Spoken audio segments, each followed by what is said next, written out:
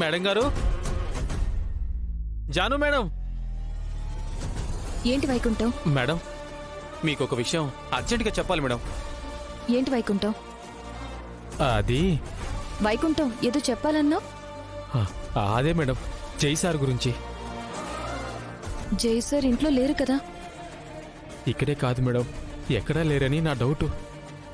జై సార్ ఇంట్లో లేరు కదా, బెంగళూరు వెళ్లారు. నీతో కూడా మాట్లాడలేదా?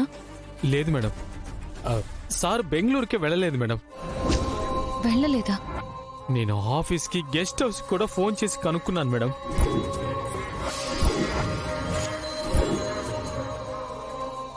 మరి సార్ ఎందుకు అలా చెప్పారు? అక్కడ వేరే ఏదైనా హోటల్లో స్టే చేసి ఉండొచ్చు కదా? లేదు మేడం, సార్ ఎప్పుడు వెళ్ళినా సరే మన గెస్ట్ హౌస్లోనే ఉంటారు మేడం. కావాలంటే ఆఫీస్కి మళ్ళీ ఫోన్ చేస్తా ఉండండి.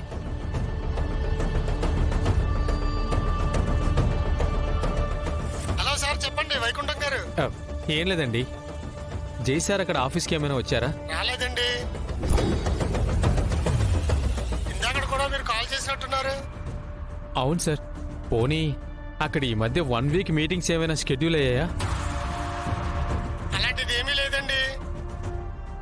Okay sir, thank you.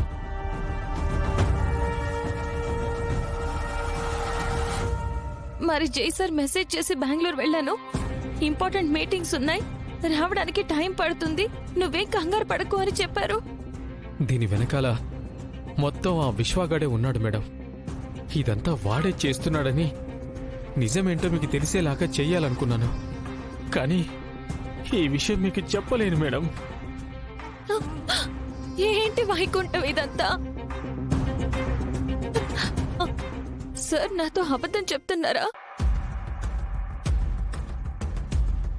కానీ అబద్ధం చెప్పేవారే అయితే కనీసం ఫోన్లో అయినా మాట్లాడేవారు కదా.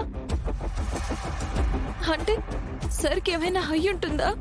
మేడం, మీరేం కంగారు పడకండి మేడం. జై సార్ ఈసారి ఫోన్ మాట్లాడితే గాని ఏ విషయమో క్లారిటీ రాదు. ఫోన్కి రెస్పాండ్ అవ్వట్లేదు కదా వైకుంఠం. మేడం మేడం, ఓ పని చేయండి.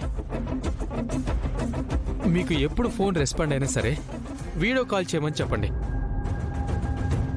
సార్ వీడియో కాల్లోకి వస్తే సార్కి ఏం కాలేదు, ఎక్కడో చోట సేఫ్గా ఉన్నట్లే.